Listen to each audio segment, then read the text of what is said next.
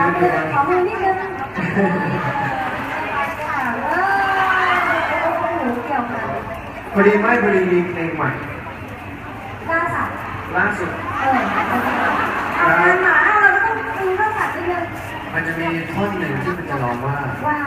ทุกที่ต้องเกิดใจอาจจะร้องเพลงง้อเขาก็ได้ง้อกันง้อกันใช่ช่วยเป็นคอรัสหน่อยได้ไหมได้คอรัสไปครับคุณผู้ชม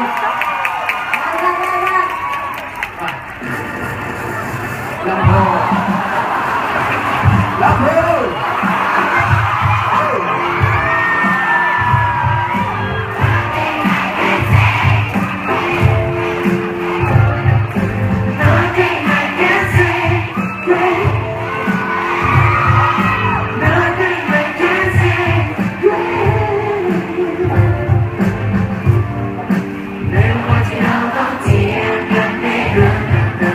น้องเดินเล่นนะ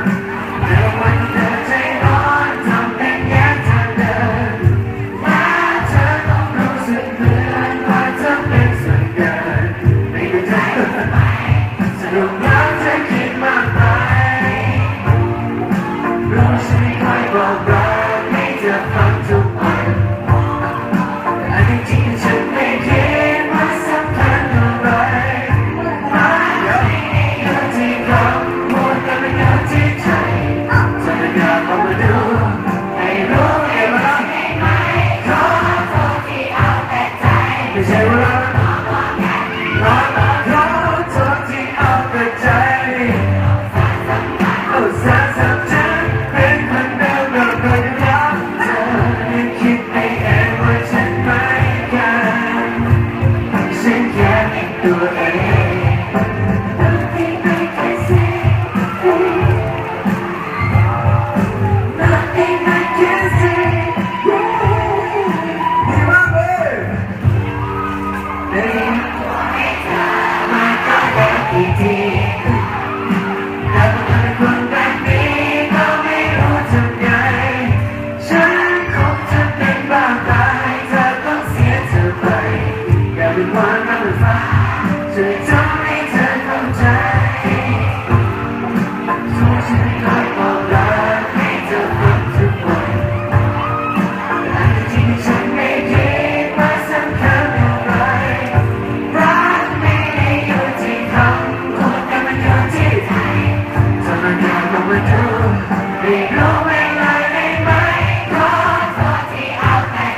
ไม่ใช่ว่าเราขอโทษที่เอาแต่ใจ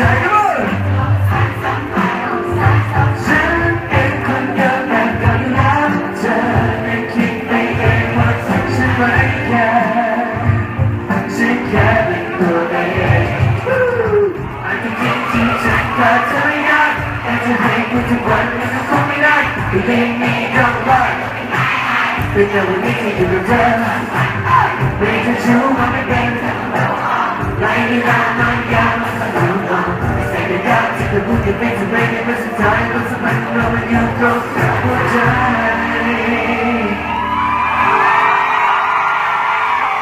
Nothing I can say to make you smile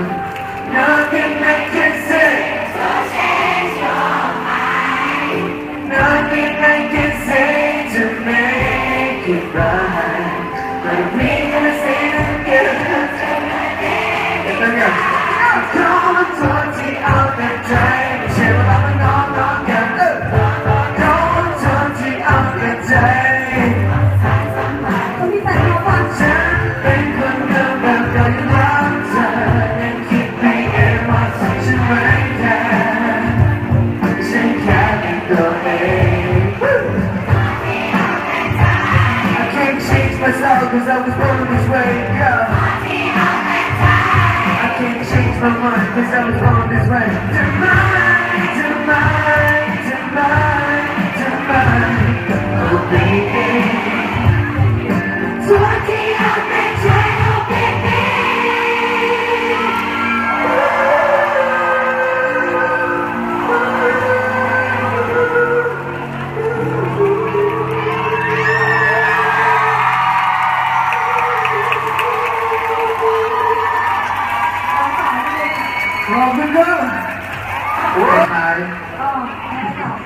คือหมายความว่าคนที่อยู่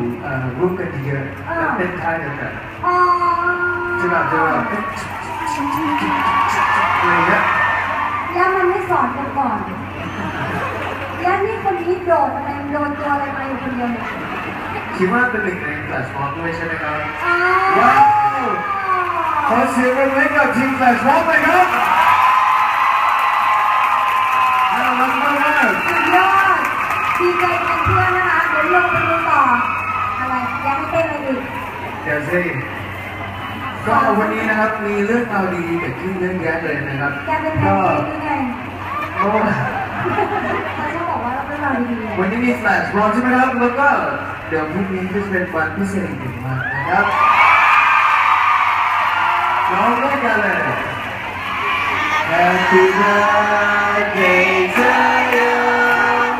Happy birthday to you Happy birthday Happy birthday Happy birthday to you Happy birthday to you Happy birthday to you Happy birthday Happy birthday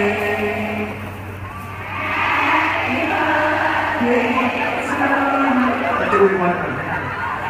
ขอให้มีสุขภาพร่างกายแข็งแรงนะครับ เดี๋ยวเทียนดับ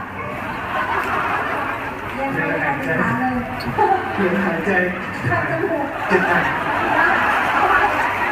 โอ้เดี๋ยวน้ำตาไหลแล้วแต่ขี้มูกไหลแทนเลยเนี่ย พอดีเมื่อกี้แบบแอนเยอะไงออกไปขอให้เวลานะครับ อยู่เนี่ยอยู่เนี่ยอยู่เนี่ย ขอให้เรามีความสุขมาก ขอบคุณมากที่ให้เราเข้าบ้านหนูเป็นใครใช่ไหม ใช่ครับ ขอบคุณมากนะ Happy birthday to you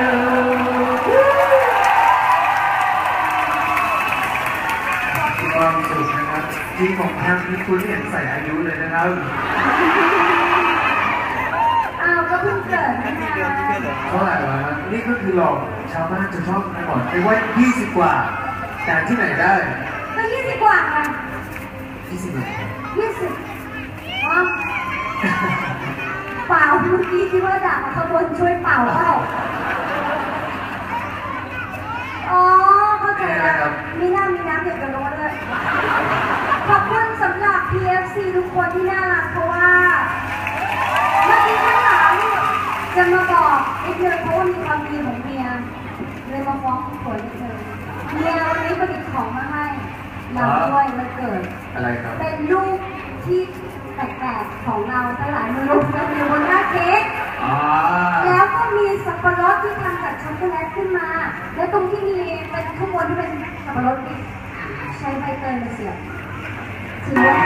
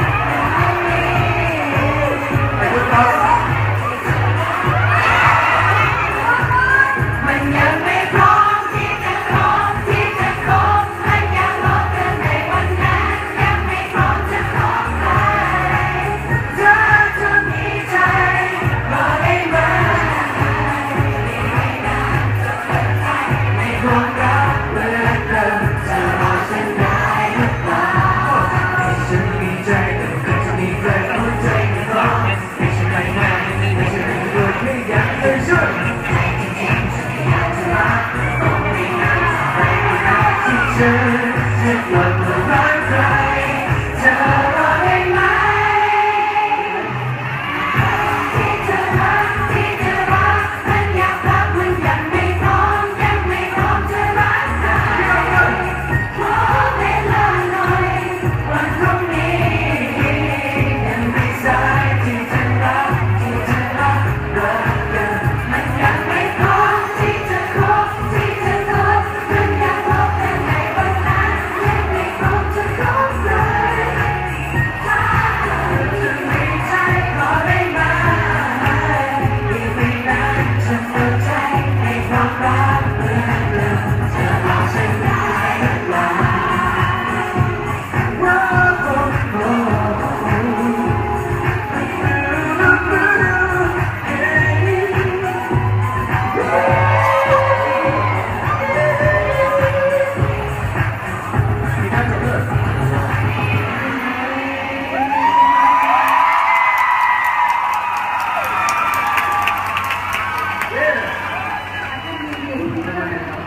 ผมข้างหลังเมื่อกี้แอร์ขึ้นหน้าเต้นแอร์เชื่อมากเลยอ่ะ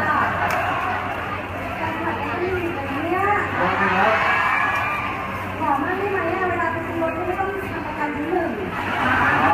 ก็จริงๆนะครับทุกคนก็รู้อยู่แล้วว่าเวลาเลี้ยงสุนัขหรือสัตว์เลี้ยงก็จะต้องทำเป็นธรรมดาแล้วแต่ผมอยากจะขอบคุณทางเจอไฮมากกว่าครับที่วันนี้จัดกิจกรรมดีๆแบบนี้แล้วก็ส่งเสริมให้พวกเรารักน้องหมาเขาคืออะไรจะช่วยการจัดการนี้นะครับก็ขอบคุณทางเจอไฮครับ และนี่คือคุณเป๊กผลิตโชคโอ้นะคะเรื่องเยอะมากแต่ละท่านนั้นยังไม่ถึงตอนเราคุณเล็กดิฉันมาหนึ่งนะคะแฟนคลับดูนะคะ PFC มาก่อนดิฉันอีกค่ะมาจองพื้นที่ครับใช่ค่ะมาจองที่แต่เช้าเลยทั้งสองฝั่งเลยค่ะมีตัวเรื่องอันยองเจน่ารักมากเลยค่ะนะคะ PFC ทุกท่านก็น่ารักมากเลยนะคะแล้วก็วันนี้นะคะต้องขอบคุณนะคะคุณเป๊กผลิตโชคมากค่ะที่มามอบความสุขให้กับทุกคนในวันนี้นะคะขอบคุณครับ